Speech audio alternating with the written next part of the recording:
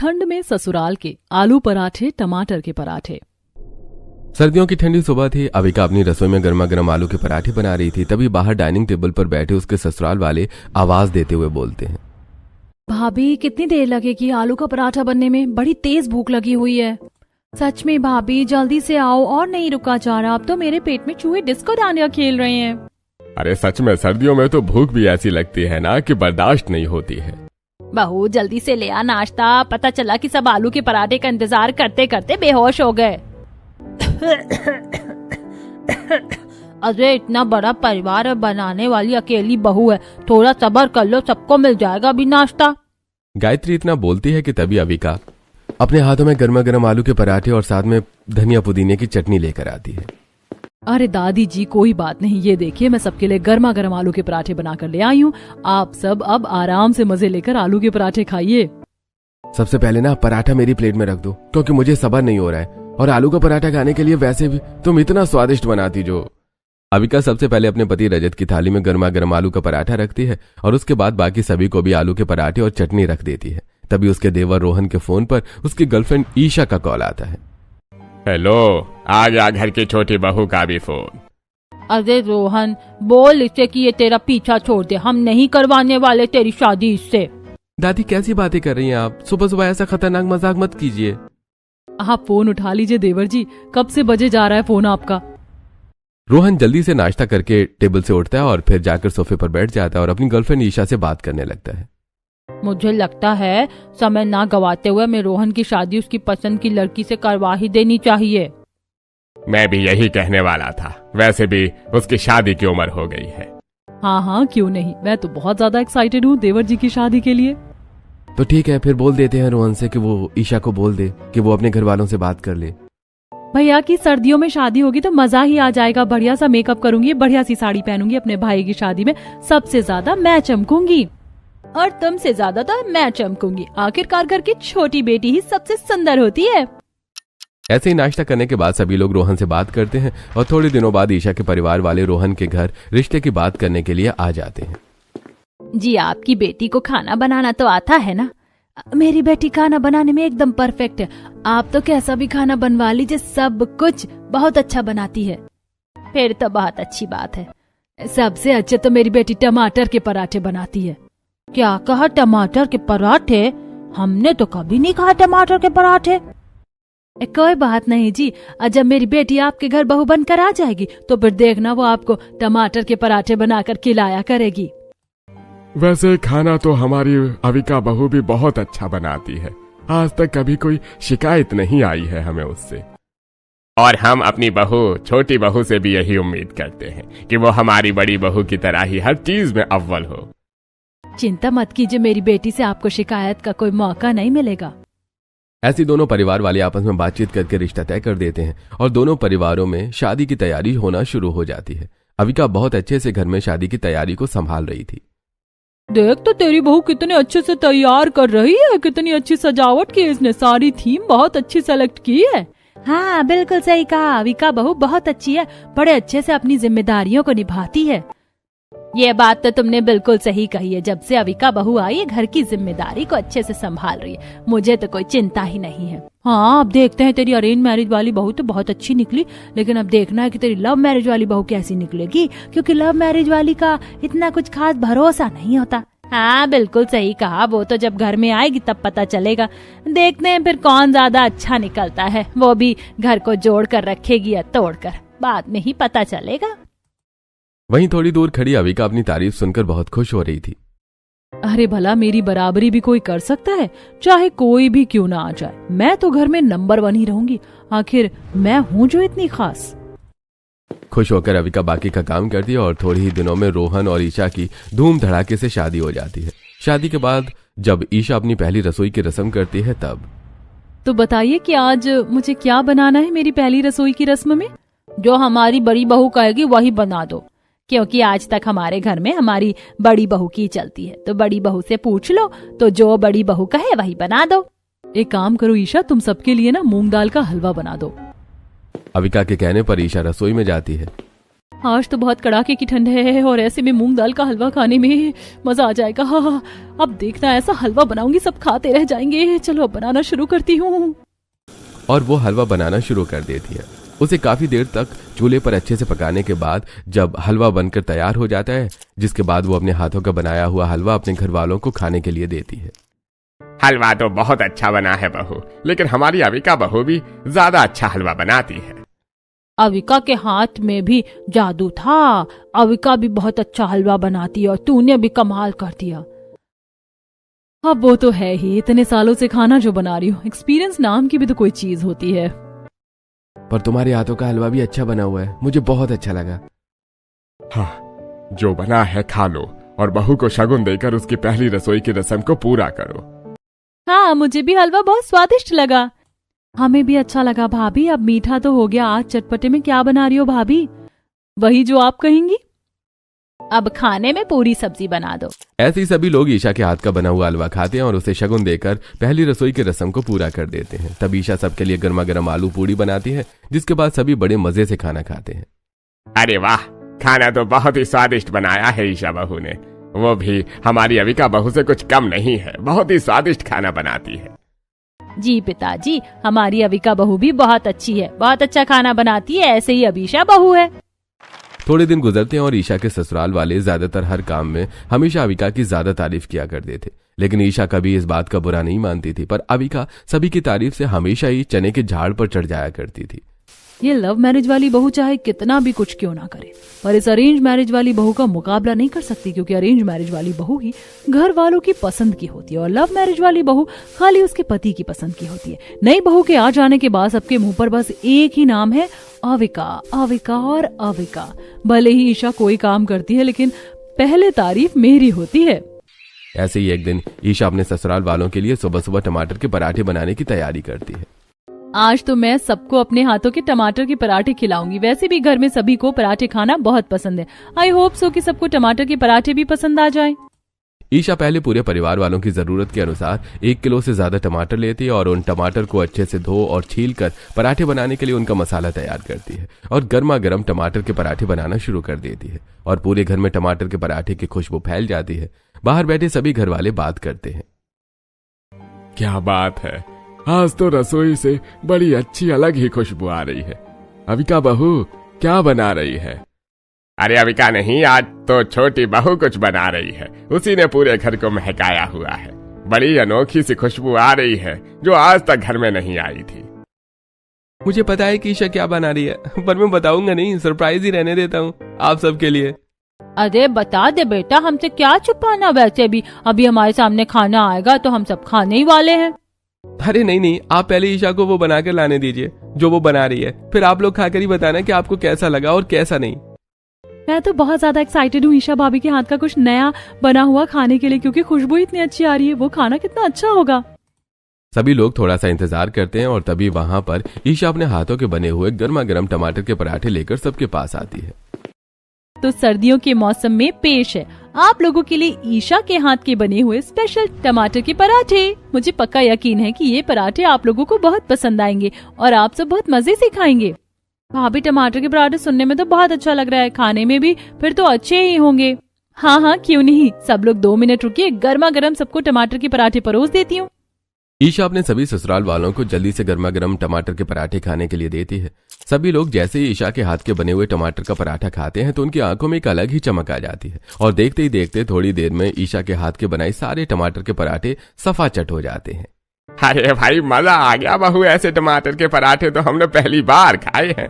सच में मैंने आज से पहले इतने स्वादिष्ट पराठे कभी नहीं खाए। हाँ, मैं नहीं पता था कि तू इतने अच्छे टमाटर के पराठे बनाती है बहू। सच में तूने तो कमाल कर दिया। तेरे हाथों में तो जादू है, जादू। सच में मजा आ गया छोटी बहू के हाथ के टमाटर के पराठे खाकर। तो मैंने भी पहली बार खाए, लेकिन दिल खुश कर दिया। ये तो सच में बाकी चीजों से बिल्कुल अलग है। भाभी, पेट भर गया पर नियत नहीं भरी। दिल कर रहा है कि 1-2 पराठे और खा लूं। बस करो, पहले 4 पराठे खा चुकी हो दीदी। कोई बात नहीं, अगर जगह है तो थोड़ा धक्का मुक्की करके एक और पराठा पेट में जगह बना ही लेगा। मैंने कहा था ना आप सबको कि मेरी ईशा कुछ स्पेशल बना रही है। देखा चल गया ना जादू उसका आपके सबके ऊपर। ये जादू ऐसे ही चलाती है कि उसके जादू से कोई बच नहीं सकता। हाँ, सच में आज तक तो हमने अविका के हाथ के बने हुए आलू के पराठे ही खाए थे, लेकिन अब तो ये टमाटर के पराठे भी हमारी फेवरेट लिस्ट में आ गए हैं। अब सर्दियों में टमाटर के पराठे खाने में अलग ही मजा आएगा। सभी के मुंह से ईशा की ऐसी तारीफें सुनकर अविका को अंदर ही अंदर थोड़ी जलन महसूस होती है और वो खुद से बोलती है, टमाटर के पराठे बनाकर खिला देने से ये क्या सुपर वुमन बन रही है सबके बीच में। अरे फिर भी सबको मेरे हाथों का ही खाना पसंद रहेगा, फिर चाहे वो आलू के पराठे हों या फिर कोई और चीज हो। कोई बात नहीं, एक बार सबको हीरो बन ही जाना चाहिए। कल तो सब वैसे भी फिर से मेरी ही तारीफ करेंगे जब मैं सभी को अपने हाथ के बढ़िया बढ़िया आलू के पराठे बनाकर खिलाऊंगी। इतना कहकर अविका उठकर अपने कामों में लग जाती है। ऐसी एक दिन घर पर एक साड़ी बेचने वाला आता है। गायत्री सबके लिए साड़ियां देख रही होती है। देखिए आंटी, ये साड़ी अच्छी है। हाँ, बढ़िया बढ़िया साड़ी दिखा दो भाई साहब। मेरी बहू और उसकी 2 बहुएं, तीनों के लिए साड़ी चाहिए और मेरे लिए भी एक अच्छी सी साड़ी निकाल दो। कुल मिलाकर हम चारों के लिए बढ़िया साड़ी हो जाए। चिंता मत कीजिए आंटी जी, ऐसी साड़ियाँ बढ़िया बढ़िया साड़ी दिखाऊंगा कि सब आपसे पूछेंगे कहाँ से साड़ी ली। ठीक है, तो फिर दिखा दो। साड़ी वाला साड़ी दिखा रहा होता है कि तभी वहां पर अनीता, अविका और ईशा आ जाती है। अरे भैया, ये कैसी बोरिंग साड़ियाँ दिखा रहे हैं आप? आजकल तो बढ़िया बॉर्डर वाली और प्रिंटेड साड़ियों का फैशन है। वो वाली साड़ी दिखाइए ना। वो वाली भी दिखा देता हूँ। और नहीं तो क्या, ये वाली साड़ियाँ तो आउट ऑफ फैशन हो चुकी हूँ। माँ जी, दादी जी, आप ऑनलाइन चेक नहीं करती हैं क्या? आजकल तो कितनी अच्छी साड़ियाँ आई हैं। अरे हम तो हमेशा इन्हीं साड़ी वाले से साड़ी लेते हैं। जो साड़ी ये सबसे अच्छी बताते हैं वही साड़ी हम लेते हैं, और आज तक कभी किसी ने उस साड़ी की निंदा तो नहीं की। कम से कम सामने कुछ खरीदते हैं तो कपड़े का अंदाजा भी हो जाता है। साड़ी तो ये भी अच्छी है, पर आजकल के ट्रेंड के हिसाब से नहीं है ना। अरे भैया, ये देखिए, जैसी आप कह रही हैं ना नई बहू, ये बिल्कुल वैसी ही साड़ी है। हाँ, ये बनी ना बात। ये साड़ी हर कोई पहन सकता है, यहाँ तक कि हम चारों एक जैसी साड़ी भी ले सकते हैं। सोचिए, हम किसी पार्टी में जा रहे हैं, एक जैसी साड़ी पहनकर कितना बढ़िया लगेगा। वैसे दादी जी, आपकी नई बहू की पसंद बहुत बढ़िया है। ये साड़ियाँ इस वक्त बहुत ज्यादा बिक रही हैं। पहली नजर में ही इन्होंने पहचान लिया कि ये क्या सही है और क्या गलत है। ऐसे ही सभी लोग ईशा की पसंद की साड़ियां ले लेते हैं और 2 दिन बाद जब सभी लोग ईशा की पसंद की साड़ी पहनकर फंक्शन में आते हैं तो वहां हर तरफ कोई ना कोई ईशा की पसंद की साड़ियों की खूब तारीफ करता है। तुम सबने तो बहुत अच्छी साड़ी पहनी, कमाल कर दिया। तीनों सास बहू बहुत मस्त लग रही हो। अरे सब ईशा बहू की पसंद है।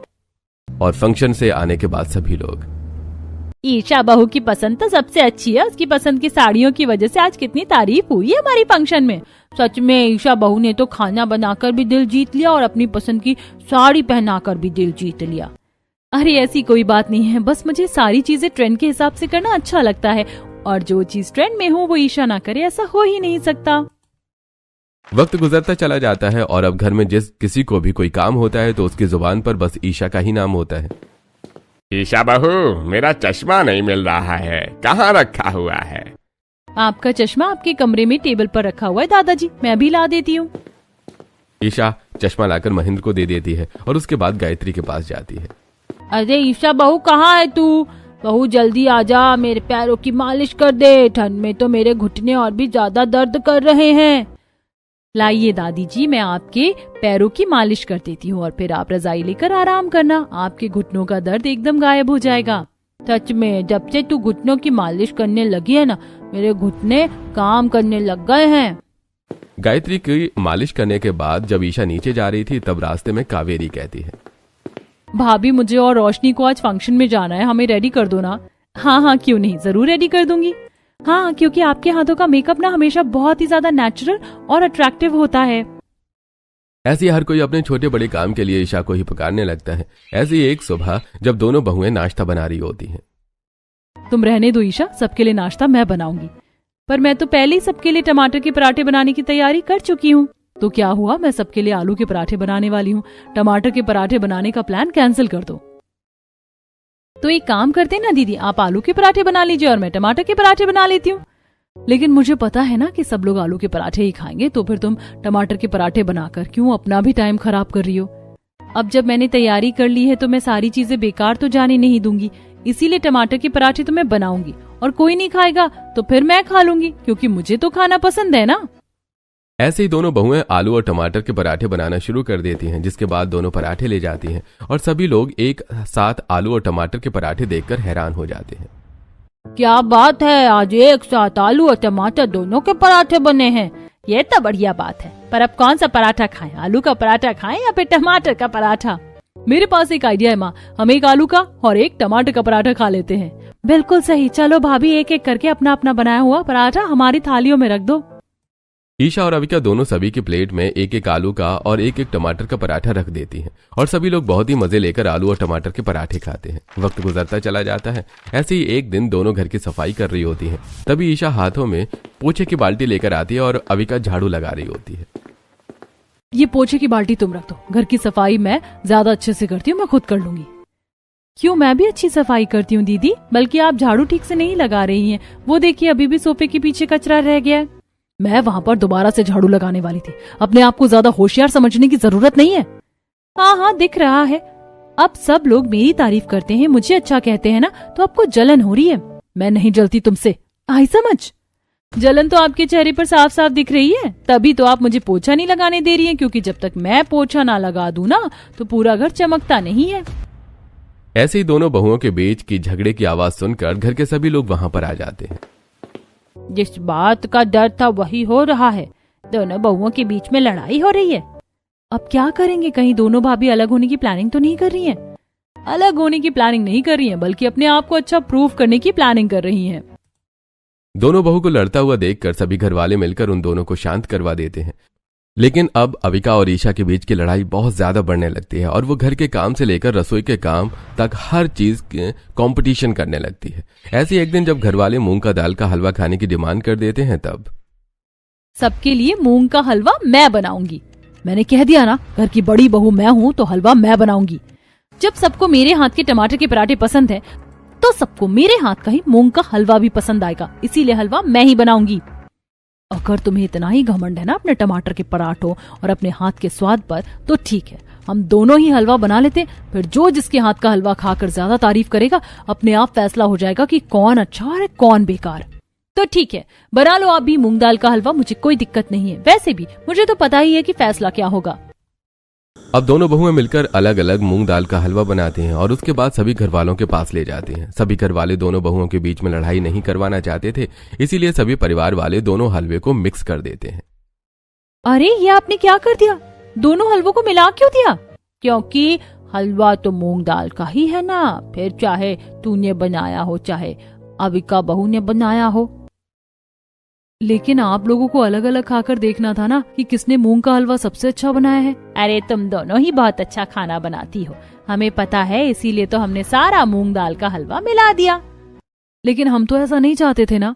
छोड़िए ना भाभी, अब जो हो गया सो हो गया। हाँ, वैसे भी लड़ाई करने की क्या जरूरत है।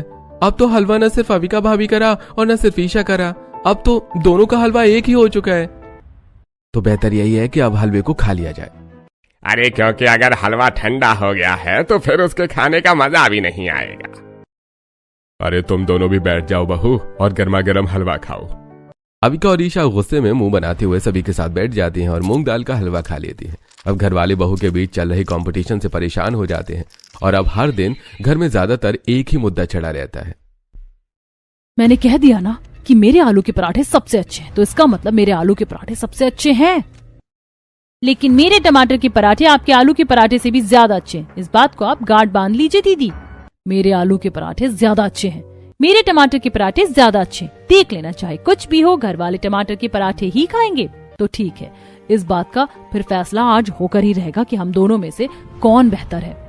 मैं भी तैयार हूँ, करवा लीजिए फैसला, बुला लीजिए सारे घर वालों को। आज हम दोनों मिलकर आलू के पराठे और टमाटर के पराठे का कंपटीशन रख लेते हैं। फिर घर वाले अपने आप फैसला करेंगे कि कौन बेस्ट है और कौन रिजेक्ट। ऐसे ही दोनों बहुएं आवाज देकर पूरे घर वालों को जमा कर लेती हैं और बोलती हैं, आज मैं और ईशा आलू के पराठे और टमाटर के पराठे का कंपटीशन करने वाले हैं और आप लोगों को पराठे खाकर बताना है कि कौन सबसे बेस्ट है। जी हाँ, तो आप लोग 1 घंटे का इंतजार कीजिए और उसके बाद मैं और दीदी आलू और टमाटर के पराठे बनाकर ला रहे हैं। दोनों बहुएं मुंह मोड़ती हुई रसोई में जाती हैं और अविका आलू के और ईशा टमाटर के पराठे बनाने की तैयारी में लग जाती है। एक तरफ अविका ढेर सारे आलू उबालकर उसे छील रही थी, वहीं दूसरी तरफ ईशा टमाटर के पराठे बनाने की तैयारी कर रही थी। वहीं बाहर सभी परिवार वाले उन लोगों के बीच का मुकाबला देखकर परेशानी में आ जाते हैं और बोलते हैं, अरे अब ये क्या करें भगवान, यहाँ तो आलू के पराठे और टमाटर के पराठे बनाने की जंग छिड़कर बैठ गई है।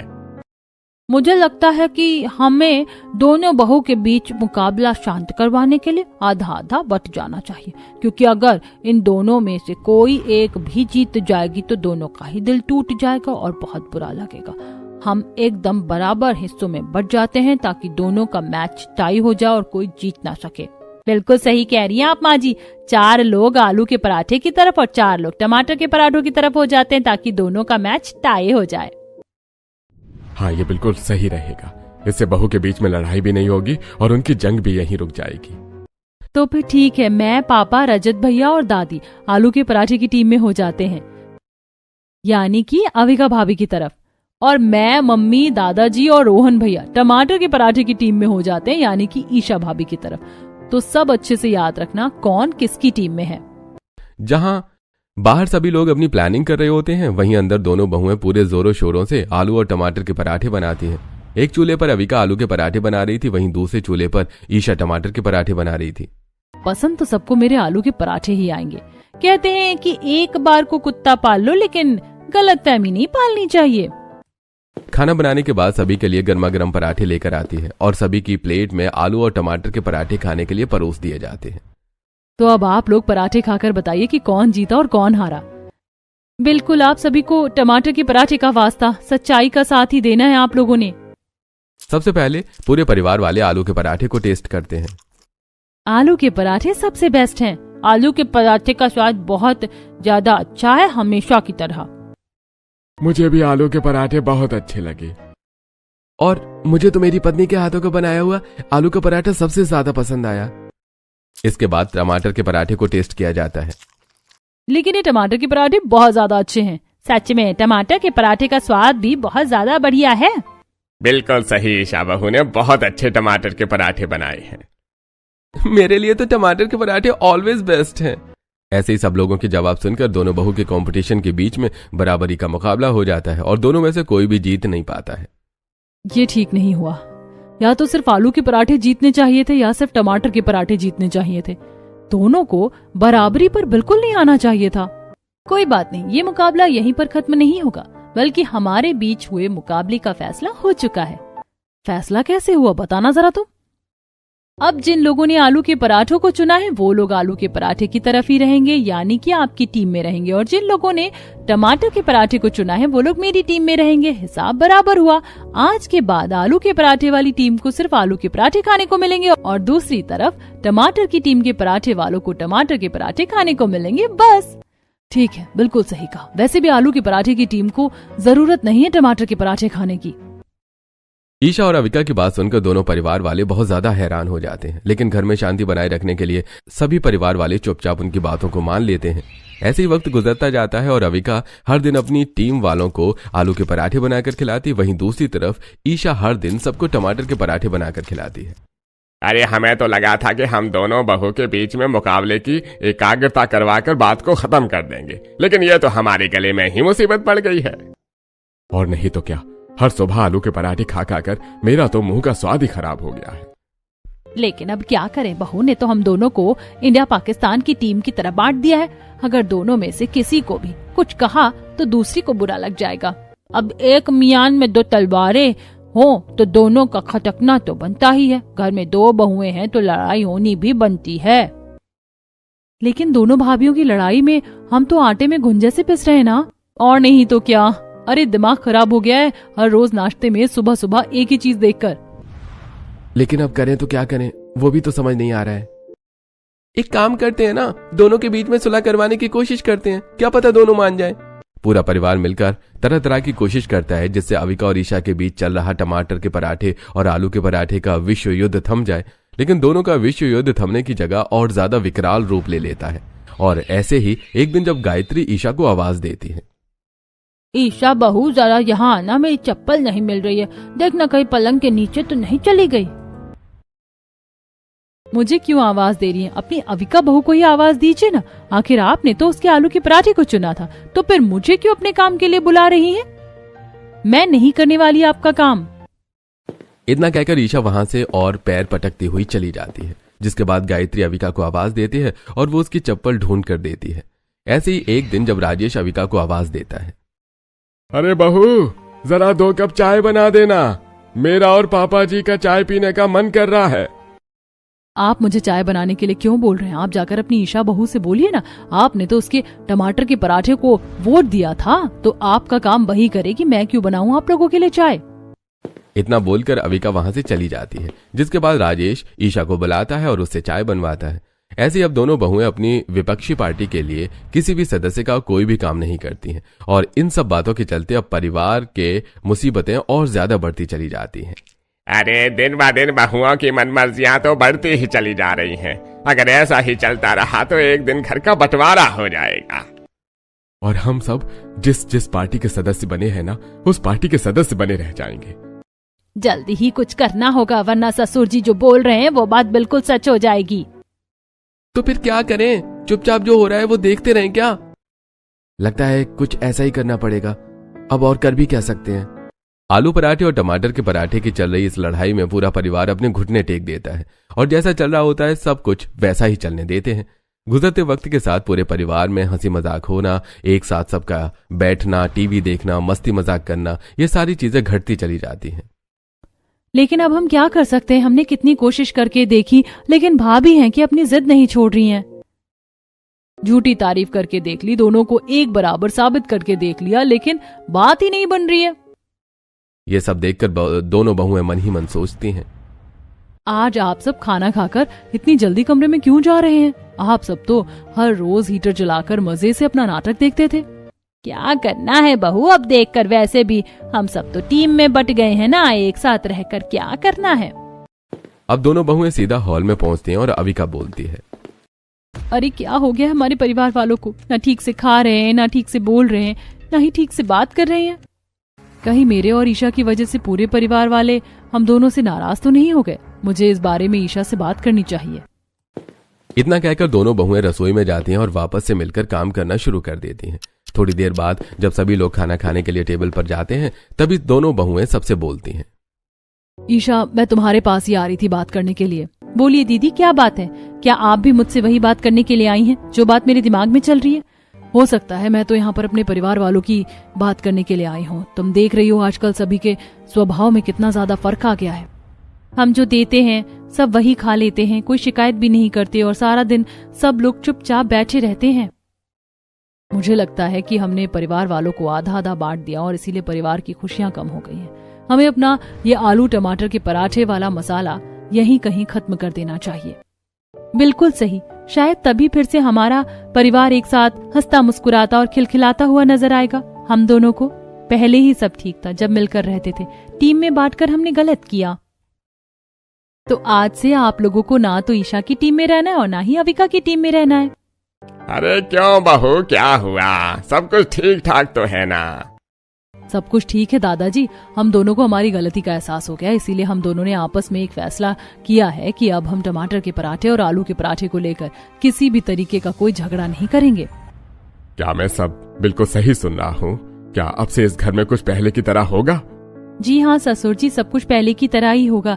जैसे हम दोनों पहले मिलकर काम किया करते थे वैसे ही अब भी मिलकर काम किया करेंगे। शुक्र है सर्दियाँ खत्म होने के साथ साथ दोनों भाभीियों के बीच में सुलह हो गई, वरना पूरी सर्दी आलू टमाटर के पराठे के युद्ध में ही बीत गई और हम ठीक से सर्दी को एंजॉय भी नहीं कर सके। चिंता करने की कोई जरूरत नहीं है, टेबल पर जरा नजर मारकर देखो, एक से बढ़कर एक आइटम है। आलू की कचौरी, मूंग दाल के कटलेट, बीटरूट के पराठे, सब कुछ बनाया है हम दोनों ने मिलकर, और साथ में अपनी पसंद के आलू और टमाटर के पराठे भी। ऐसा बोलकर दोनों बहुएं आपस में हाई फाई करती हैं और जोर से हंसती हैं, जिसके बाद अविका और ईशा भी सबसे पहले पूरे परिवार को खाना परोसती है और फिर सभी के साथ खुद की भी प्लेट लगाकर खाना खाती है और ऐसे ही पूरा परिवार आने वाले वक्त में भी हंसी खुशी समय बिताता है।